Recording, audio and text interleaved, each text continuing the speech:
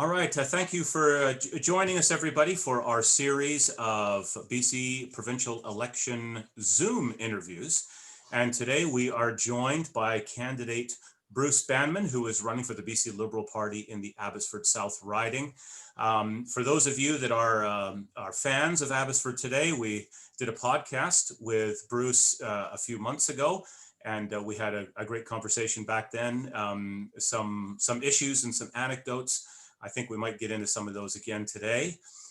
Just for those of you that have never listened to a podcast or joined us for anything like that before, I should say this is a long form where we get into a discussion, and it's not really a question and answer kind of thing. We just want to find out about Bruce the man and the politician. And already I can see he's making up stories, getting ready for us to go there. Also, this won't be edited at all. So if for some reason you see an edit, that's because someone's legal team stepped in and said, you can't put that on the interwebs.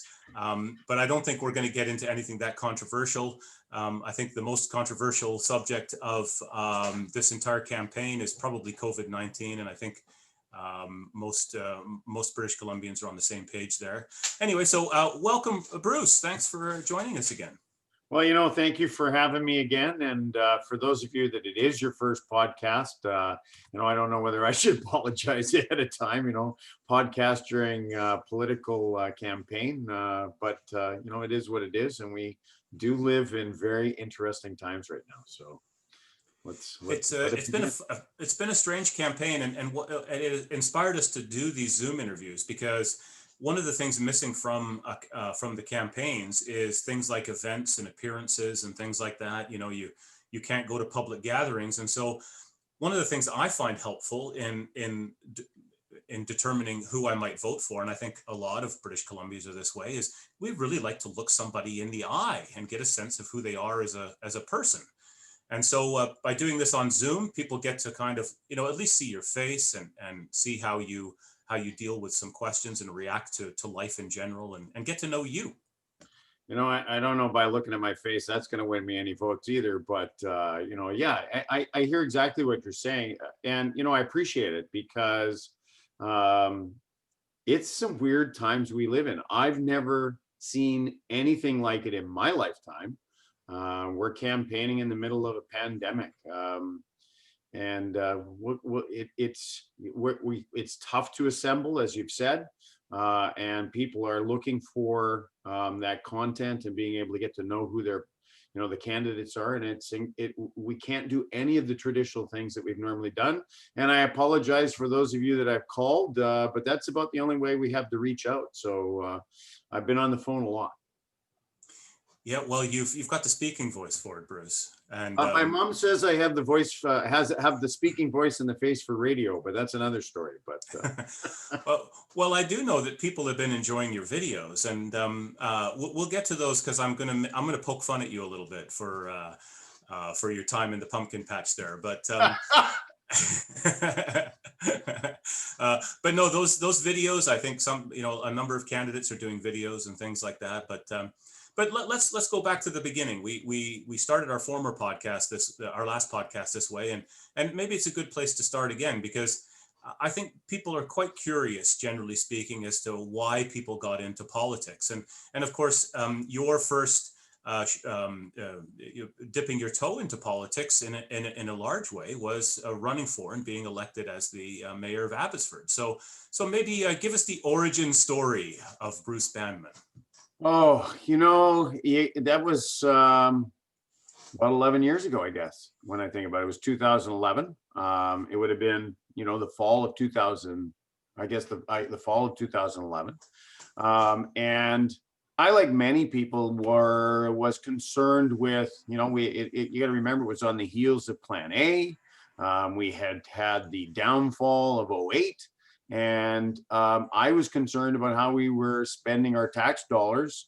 And it really happened with a patient. you as a chiropractor, many people don't know that I was a chiropractor, or hopefully they do. Dr. Bruce Banman, or as for Halloween, I'm supposed to paint myself green as Dr. Bruce Banner, according to some of the local kids around the area. But I was talking with a patient of mine, and we were sort of on the same page of commiserating about, how things were being spent or how they weren't being spent. And he basically said, well, why don't you run? And I went, yeah. I was just sort of, it took me aback. And he said, no, seriously. He said, look, he said, you're saying the same things that, all the people that he knew was talking about. He said, and, you have some abilities that some of us don't. You're comfortable speaking in front of others. You can get your point across when need be. He says, seriously, why don't you run? And I sort of gave that some serious thought, and I talked with my wife, and she says, well, why don't you? She said, because it's got to the point where you either, no pun, where you either put up or shut up, because I'm getting tired of listening to you just complain. You've always said, if you can complain about it, why don't you do something about it? And I put my name in. I did not expect to win. I thought that I would have to run more than once. But lo and behold, that particular time, there was change was in the air. And I won with a considerable margin. And my life was forever changed after that point. It was one of the most rewarding things I've ever done in my life, was serving as the mayor of this city.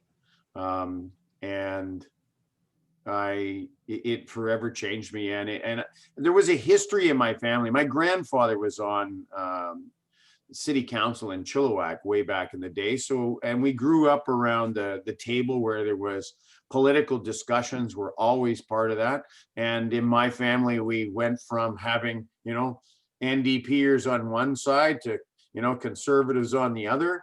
And it was always a great conversation. And I was just saying to my cousin, who actually is on the is not a liberal, I will tell you, and he said, "Hey, I'm rooting for you, cuz. Go get it and go do it."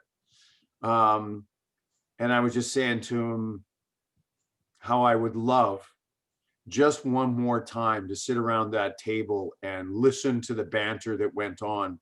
And fortunately, many of those people are no longer with us. And but that was my childhood. That's how I grew up. And at the end of it, as heated as some of those conversations got, everybody gave one another a hug, said that they loved one another, and looked forward to the next time we sat down and had dinner together. So it was about policy, and clearly not about people, because how can you not love your own family members and extended family members? So it was a great place for me to break my teeth, so to speak, listening and then forming my own opinions as I got older. So that's kind of where I came from.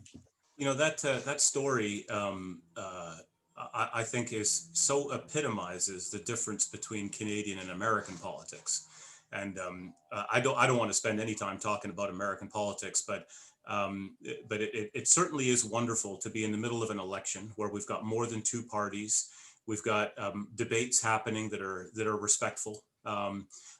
Certainly, people fight hard for their positions, and on occasion people present their case badly. But as long as you stay off Twitter, generally the conversation is quite respectful.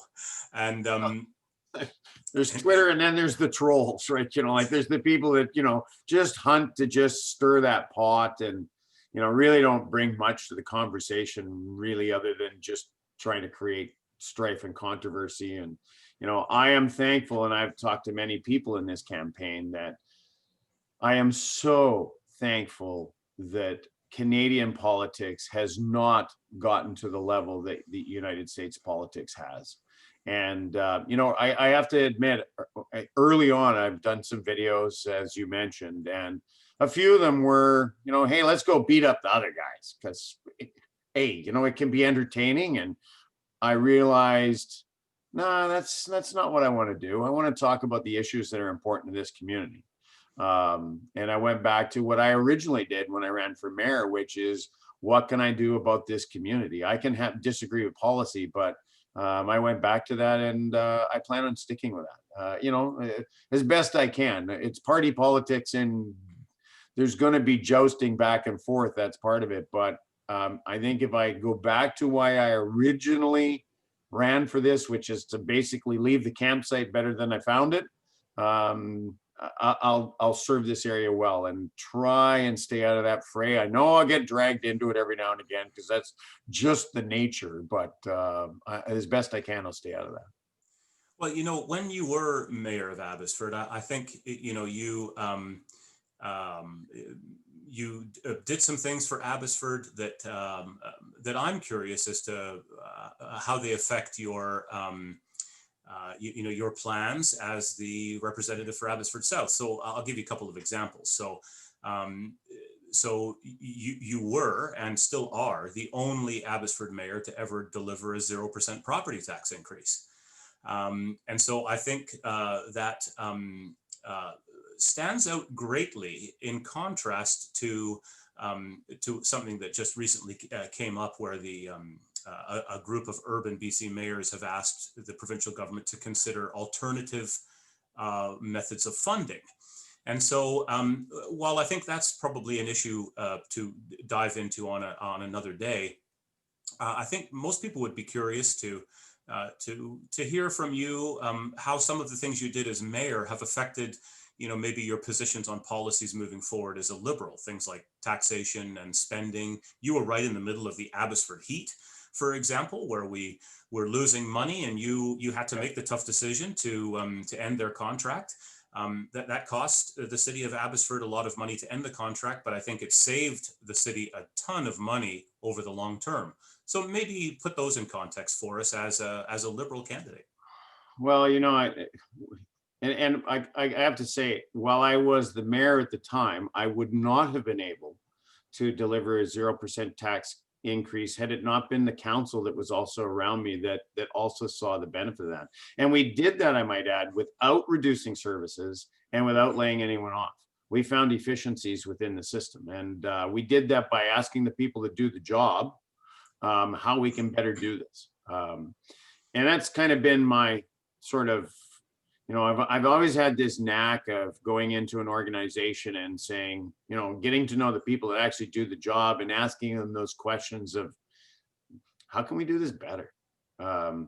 Because I remember, when I was on the end of a broom or the end of a shovel, or as a waiter, or many things that I did, in my younger years as I was working through school, I wish somebody would ask me, because I think there's a better way of doing this, but nobody ever asked me. And I try to keep that in mind. And I think politicians get into trouble when they think they have all the answers. You don't.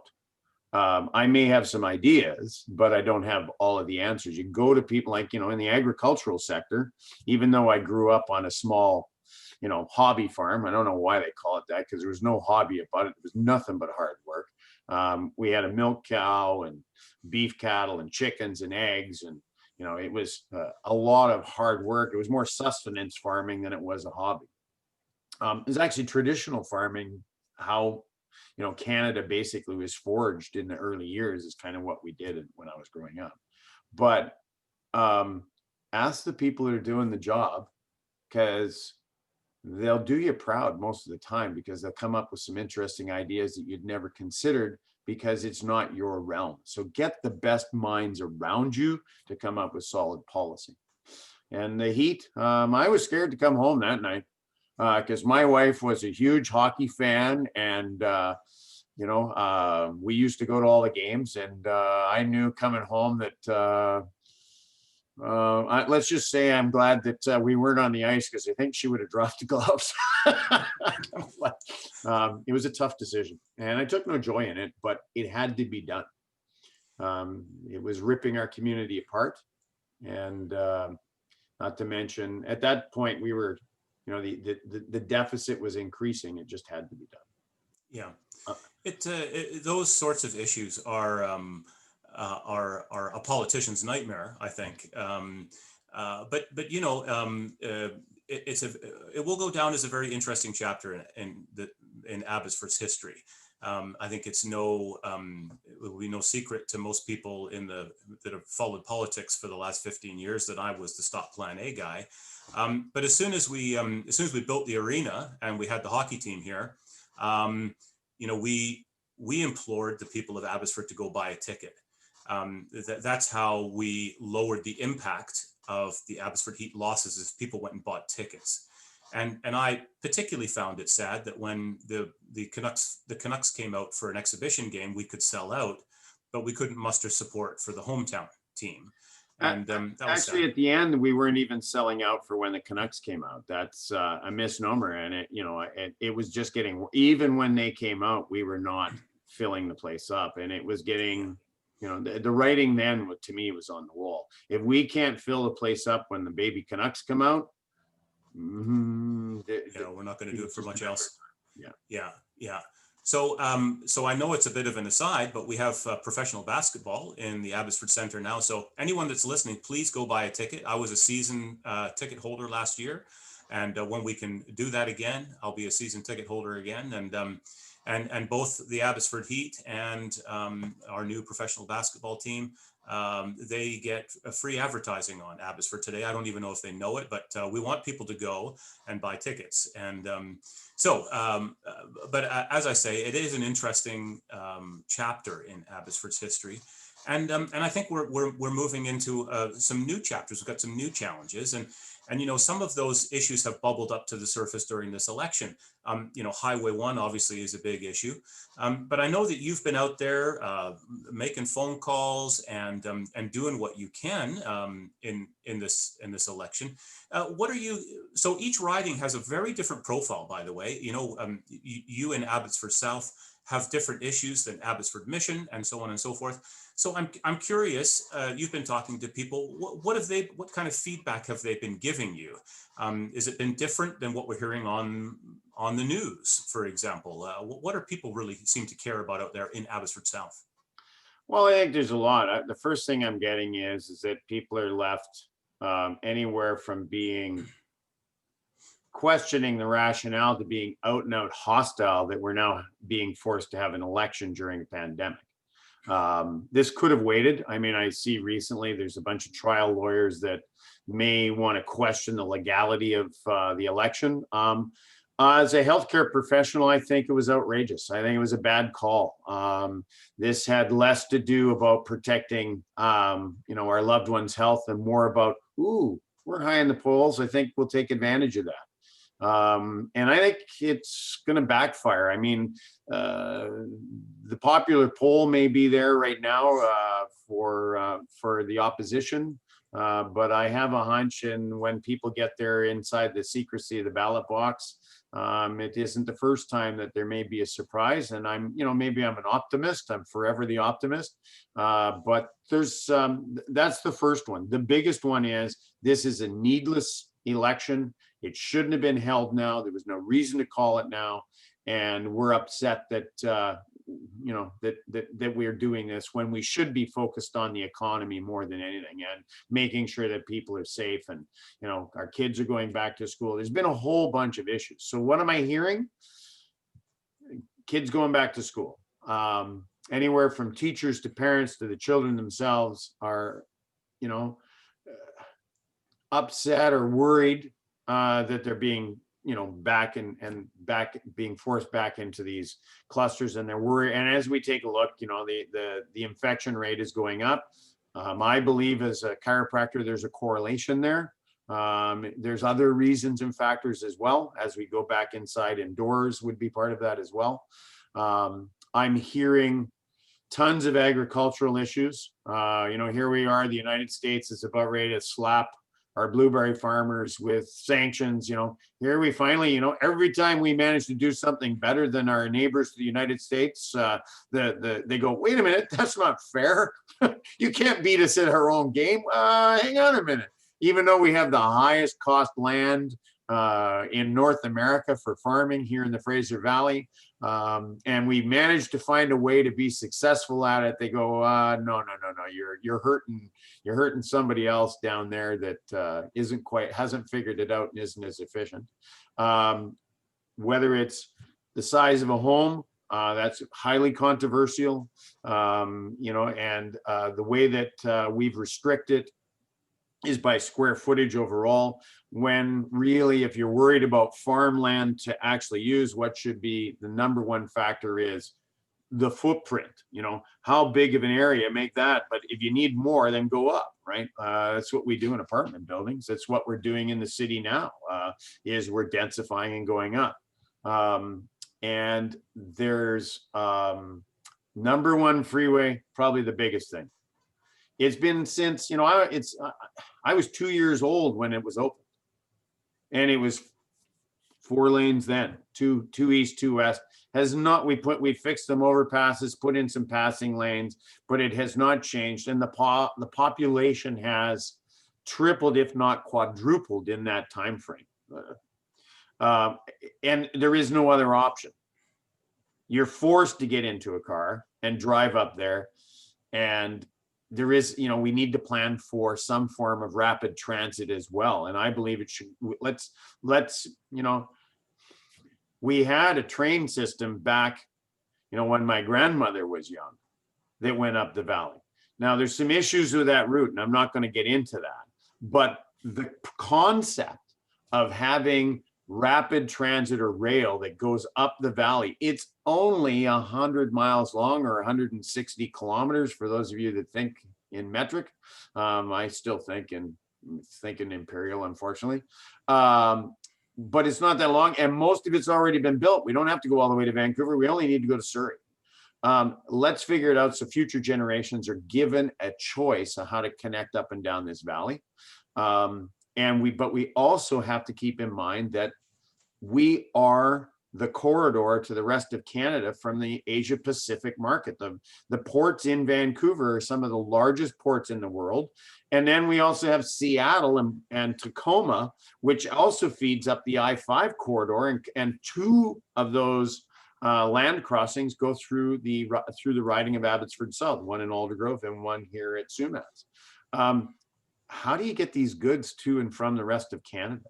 We've got to plan for that, and we've got to find a way to get those goods to and from. And, I once said earlier that everything, look around your house, the drywall, the wood, the tables, the chairs, the food, everything comes on a truck.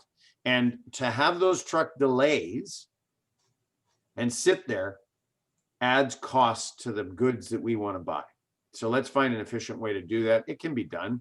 And it's not up to the city to widen the freeway. That's a provincial responsibility. And similar to when I went into the city, I decided to go into provincial politics for some of these very reasons. When I was the mayor, I found it frustrating that some of the things that we need either are federal or provincial responsibility. And so to me, it was a natural progression to go on into the province and try and fix some of these issues if we can. Those are just a few. There's a whole bunch of it. Yeah. Well, I'm heartened to hear you talk about the old BC interurban rail line. For anyone listening, there's a new issue of Abbotsford today. We haven't been printing during COVID-19 because we didn't feel that it was safe to have a stranger come to your door or deliver a newspaper to you. But at election time, we thought that to put out a different set of stories, we would print one, and that starts delivering to mailboxes today. So have a look in your mailbox over the next 2 or 3 days, and you'll see our latest edition. And in there is a real good treatise on essay on Rail for the Valley, and also some nice, interesting statistics on what other countries are doing and how they're developing their rail. And I think, you said it right there, that in order to solve the traffic problems of the Fraser Valley, an area which will double in population in the next 20 years, we need more than just a wider freeway. Whatever party lives up to their promises of widening that freeway almost the second that it's built, it will be not enough. And so we've got to have choices. And I think rail is a choice. I do think, express buses are a choice. I also think, though, that we do need to think about something that is probably right up your alley in Abbotsford South, and that is an alternate truck route, a high speed, almost like a South Fraser perimeter road for truck traffic coming from the border and moving goods into the Lower Mainland. I think that's a huge issue that had received no attention, that when we put those trucks on the freeway and they get stuck in that Friday or Sunday night traffic in the summertime, it can't take 4 hours to get goods from the border to, let's say, downtown Vancouver, for example. So I'm heartened. You might be surprised to know that that very few politicians anywhere in British Columbia are really giving any form of transit other than the widening of Highway 1 any lip service at all. So I think I'm not sure why that is, but I think you'll find that constituents in Abbotsford South and all across the Fraser Valley will be very happy to hear that someone, yourself, is talking about something other than just widening the freeway. Well, I personally, and again, like there's the problem happens when you get your favorite way of doing this. And I think that that's dangerous. And I've watched other organizations, whether it be sports or the arts or other things, where rather than focus on the big goal, we get down these rabbit holes of, some people say, well, it ought to go right up the middle of the freeway. Other people, no, we ought to do the old interurban. Other people, no, it ought to, let the experts that do this sort it out. Let's agree that something needs to be done.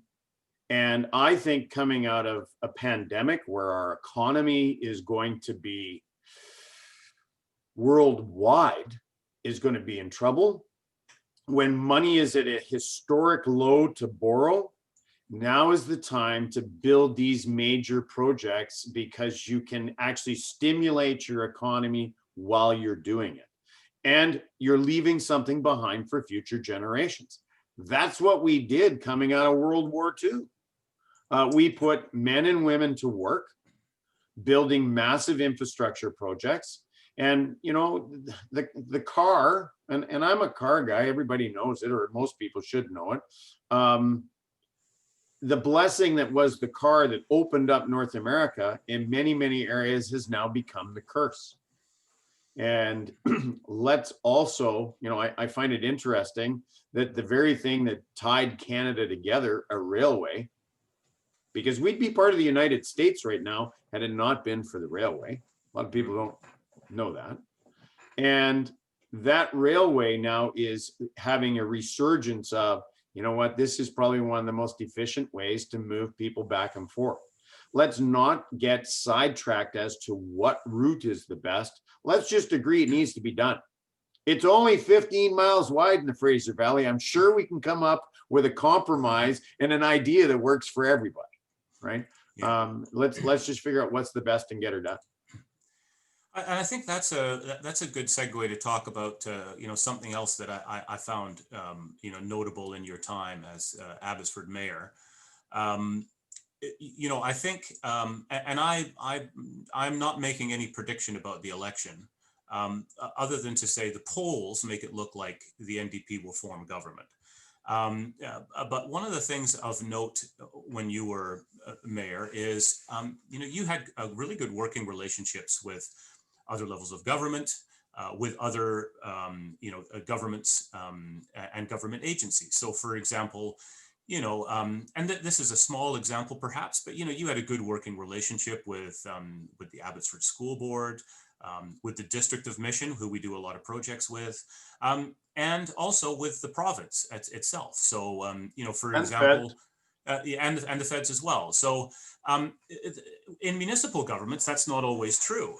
Sometimes they're antagonistic relationships. And so faced with the idea that that you may sit in opposition I think there's a skill set that you bring there. So maybe talk a little bit about how you will approach that relationship as potentially as a representative sitting in opposition.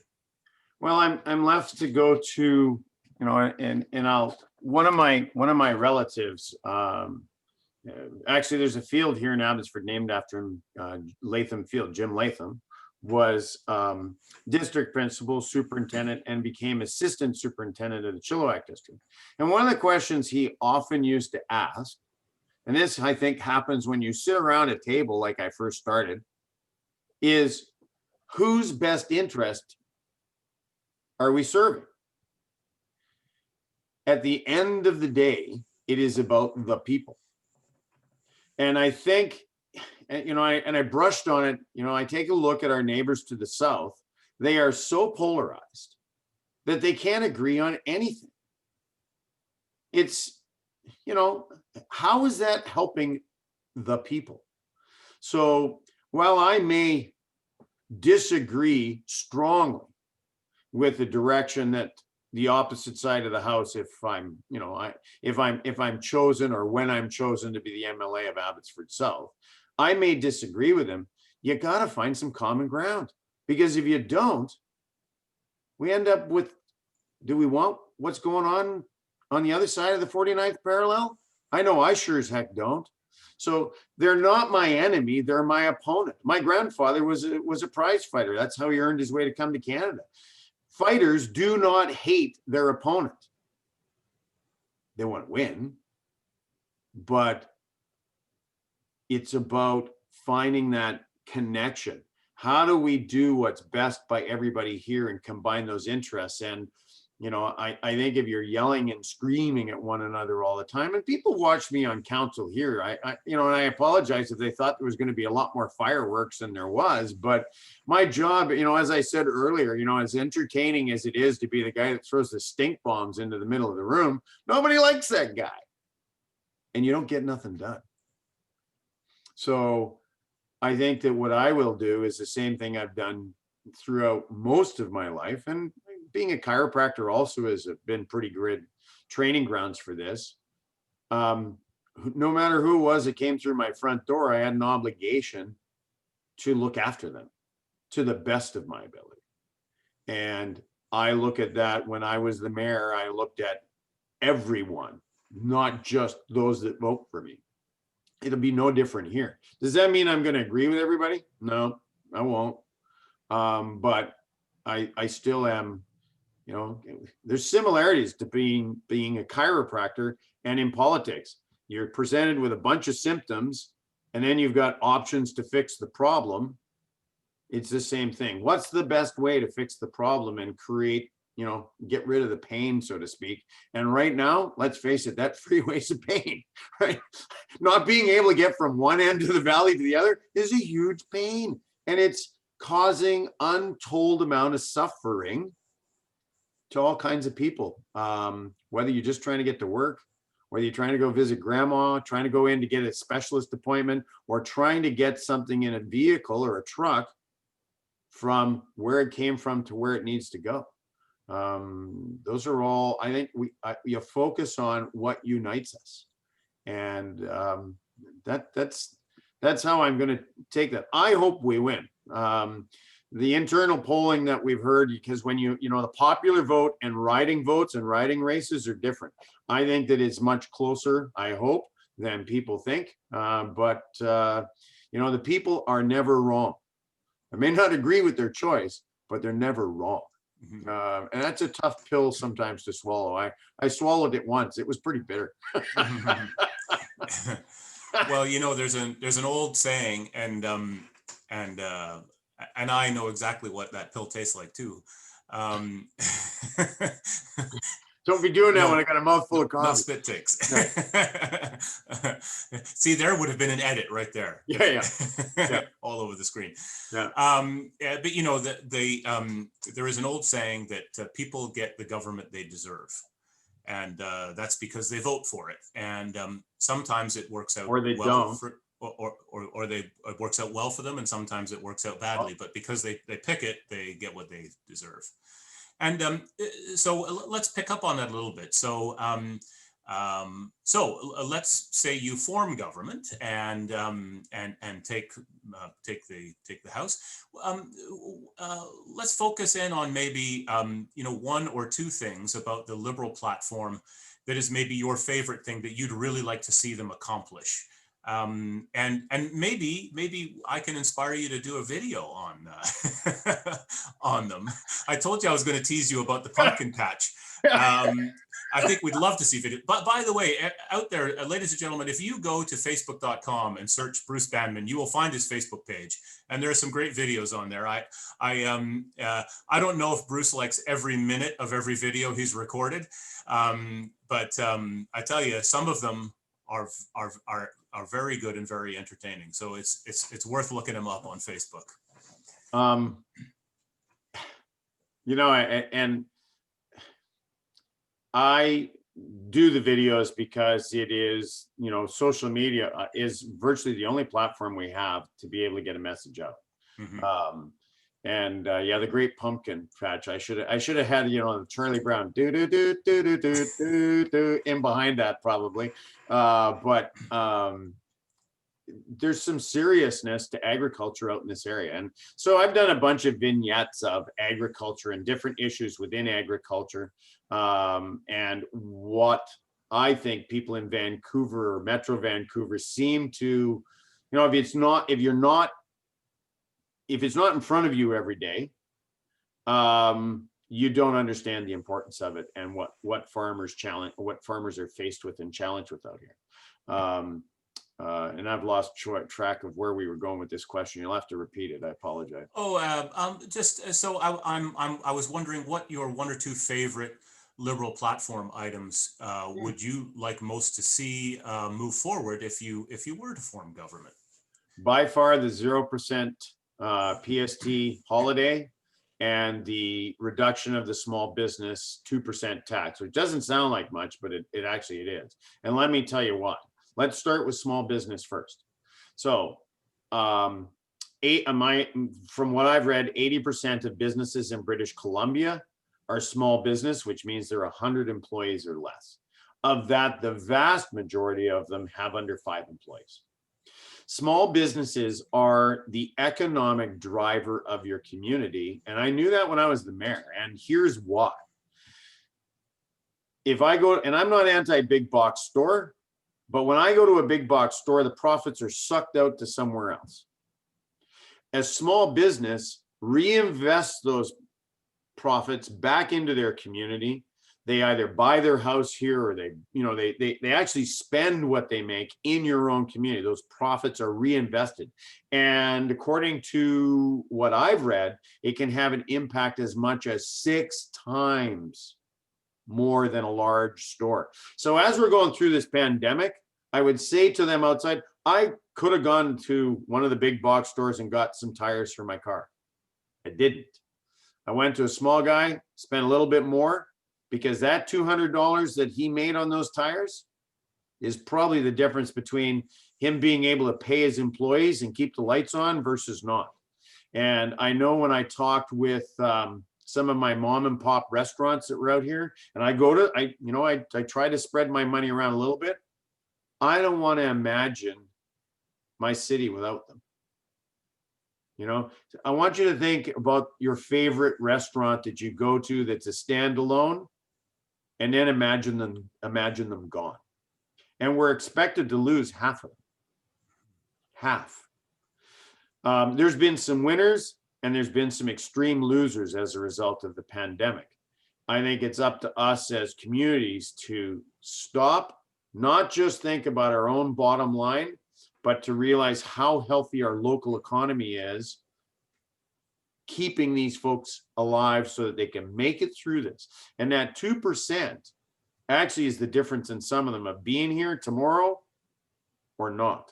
The 0% PST, is it going to add to the deficit? Absolutely. The NDP have stated that they're going to be close to over 12 billion in deficits anyway. So there's no doubt that the reducing that PST is going to hit the bottom line. However, it's a percentage of sales. And having that extra 7% that you can spend on something else, I would remind people how successful the GST holiday on home renos was a few years ago. It was one of the biggest, most successful things that have been done. And the PST will actually have the same thing. And what happens is everybody says, oh, it's only going to benefit the rich. Are they going to benefit from it? Yes, they will. But who benefits the most is actually lower and middle income families, because unlike the rich, we don't put a lot of money aside because, oh, that's right, it goes just to survive. And that 7% will be more money that they have to be able to spend on, an electronic device, or a used car or new car. And by the way, for those that think that the ultra rich are going to not have to pay PST, nah, if you're up past a certain point, I think the number is like 125,000. You're paying the PST on it. So it's not on everything. So I hear yachts and all this kind of stuff, and that's just people making political points, right? When in fact it's actually not accurate. But those two things, I think, to help our small businesses are the most important. And I think that is the major difference between the Liberals and the NDP, is the NDP treat businesses most of the time with disdain, has been my historical perspective on it. And they're not really good at restoring an economy. They have a tendency to penalize businesses and or the rich. And I would remind people that when you make life too difficult with those that have wealth, they can afford to pick up and move, and they do. So you got to have that balance. You can't give them a free ride, and that's not what they want. But you can't be super punitive on them either. So there's that sweet spot of figuring out where that scale is. And one of the fairest, and it's actually more fair, as I said, the middle and lower income, is a PST holiday. It's only for a year, and then it will go to 3% for the second year. So it's graduated in. And I think that will be a huge economic stimulator. And you need a strong, healthy economy, because if you don't, 100% of nothing is still nothing. So I'll take and help small businesses. And we need to do more, I think, in the future to encourage small businesses. And one of the complaints I've had with education is that we tell our children, you want to go get an education so you can go get a good job. How about go make 100 really good jobs? We need, I believe, to stop demonizing or villainizing those that have an entrepreneurial spirit, because where are those good jobs supposed to come from if we don't have people that, I was a chiropractor. I had a small business. At one point, I had about 6 people working inside my building before I decided to do home practice. And I wanted a more simple life, and my golden retriever became my receptionist, because I looked at things and I just wanted a simpler, quieter life. But that was a personal decision. But entrepreneurs are where those jobs come from, and the vast majority of them come from small businesses. Yeah, well, I'm with you there as a small business owner myself. We're important to the economy. When you look through the business roles or any chamber of commerce, the lion's share are small businesses, and they need every advantage they can get to continue and to grow. So. And the other thing that we would do is get rid of what the NDP have called this community benefits. Hey, there's a lovely little tag name. How can you say no to benefiting a community? The question people want to ask themselves is, benefiting whom? We've now gone back to, if you're in one of the magic 12 unions, you get a benefit. But if you're not one of those 12, you either have to quit the union you're currently a member of, or join one of those 12. And it's estimated on the Patalo Bridge alone, that's going to add $100 million to the cost of that bridge. And then I'm left scratching my head, why are we replacing a 4-lane bridge with a 4-lane bridge? doesn't make much sense to this cowboy, nor anyone else I talk to. And I just think that, how is this fair? So let me get this straight. So we've got a lot of construction companies out here that aren't necessarily unionized. Do we really want to force everyone to become part of a union? And I believe what's fair is an open bidding process. Everyone should have an opportunity to get their little piece of the cheese. And I don't see how this is really benefiting anyone other than a very select few. And wait a minute, what are we accused of? Benefiting a select few, when in fact it's an open process to all. And it just doesn't pass the sniff test for me that this works real well. And I guess maybe it's because I remember way back in the years, I graduated in 1980 when there weren't a lot of jobs. Coincidentally, that was after the reign of my opposition party that I'm up against.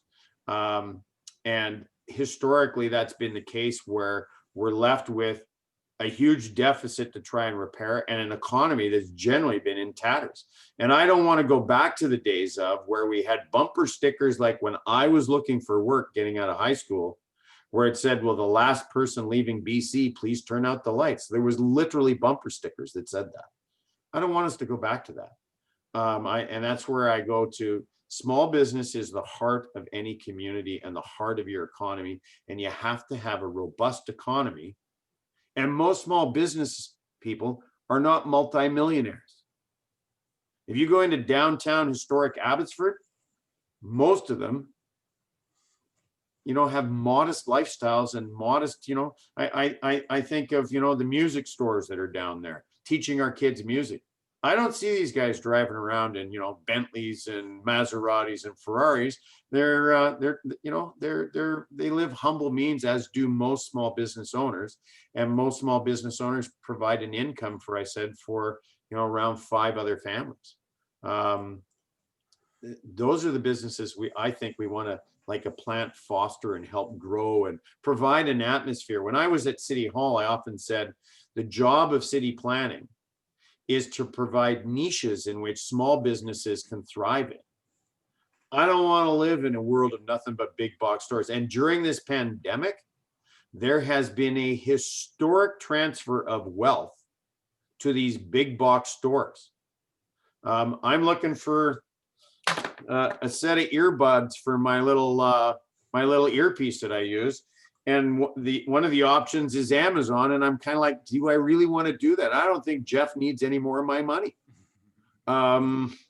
Unfortunately, I went around town and I can't find what I need. I may be forced to do that, but I'm going to exhaust those other ones first. By the way, if anybody knows where I can get earbuds for Plantronics locally, please let me know. I would love to buy them locally if I can. But I may be forced to do that. And it's not that there's anything wrong with it. It's a huge convenience. It's just, who's it benefiting, and is not benefiting one of my neighbors. Yeah. Well, I will spend all day saying shop local. It has turned me into the .com thousandaire that I am. Yeah. I'm firmly entrenched in the fast tracking of on the road to retirement. I should be able to retire, I think, by about 82. I'll be able to retire. And I'm saving up for the nursing services that I'm going to require, my 24-hour care that I will need at that time. Yeah. But no, definitely so. I mean, we all have choices, and one of those choices we get to exercise on Saturday. Maybe one of the last things to touch on with you is the way voting is coming together in this election. We've got an historical amount of mail-in ballots, and advanced voting has taken place. So much so that the riding may not be decided until perhaps 2 or 3 weeks after voting day. So, what do you think of that? No party on Saturday night, but what do you think of that? Well, government gets shut down during an election. And I can't think of a worse time to shut this down, especially we now have all these mail-in ballots, which are going to take anywhere from 2 to 3 weeks to count. Government will not reopen and form until we know who gets to form government. Yet one more reason why, in my opinion, this was not well thought out to have an election now. And I'm holding my outrage because I'm really kind of choked about it, to be honest. But let's go over a couple of things. If you have your mail-in ballot, it's too late to mail it. Don't be doing that because it has to get there by the 24th, not postmarked, which I think it should be, but you know, what's another couple of weeks if it's in the mail, but I'm not Elections BC. So what you can do with your mail-in ballot is you can drop it off at any polling station. If you're really worried about it, you can go to the Elections BC headquarters in every riding. The one for Abbotsford South is on the corner of South Fraser Way and Minter Street, which is just not far from the Rona, across the street from the Rona. The old Envision Credit Union is where it's being held. So take that in. And the other thing you should do is vote. I'd love to see in Abbotsford South a record break for voting. And I remind people that this is not a liberal held riding. It's actually an independently held riding. Now that independent has chosen not to rerun, but currently this riding is up for grabs for whatever party is going to do it. I hope that I'm the victorious one. But get out there and vote, please. You know, and I would say that that's probably one of the single greatest privileges that we have. And it sounds like an old guy talking, but I'm reminded of my grandparents that escaped persecution, that right was taken away. So I guess it's ingrained in me a little more deeply than in others. I've always voted and I've always, participated, with the exception of one time, I think, when I was getting my education in the United States. So get out and vote if you can. I don't think it's worth risking your life over it, but actually for the early polls, I'm hearing there's been 0 lineups. So it's been very safe. I will give Elections BC kudos. They have increased the length of time that you can have advanced polls. They've done everything they can to provide options for people to vote. So please do your civic duty, so to speak. It's one of the great privileges of democracy, is being able to either vote in or vote out your leaders. It was not worth mentioning that, one thing that always sort of sticks in my mind, that the most efficient form of government, if you want to get things done, is a dictatorship, but picking the dictator can be a little tricky at times, it's good that we have this right to say, you know what, I like you or I don't. You've done a good job or you don't. People are basically hiring your politicians for a fixed period of time, or what should have been a fixed period of time. I'm going to get my dig in. It should have been for another year from now, but it's not. But you get the general point. Get out there and please do take a few minutes out of your day and cast that ballot. And it's worth noting that 6,500 mail-in ballots were at the last election. There's close to 700,000 that have been mailed out now. So it's a pretty safe option. It's just that those that have not received them yet, you have until 8 p.m. on October the 24th to drop that off at any polling station, I believe. Or like I say, if you want to be extra cautious, you go to the Elections BC office, and then for sure. I hope that I have earned the right of people's vote. My track record as being the mayor, my track record on council. I'm not, as I've said, I'm not the guy that throws those stink bombs in the middle of the room, because I actually want to get things done. And why I really ran, and it's corny to some, is for my grandchildren. I used to go out camping when I was a kid, and we were always taught to leave the campsite better than what we found it. We would clean up others' trash if it was out there. We wouldn't leave things behind. My grandchildren, one's a marine biologist, and for those that have heard this story, I apologize.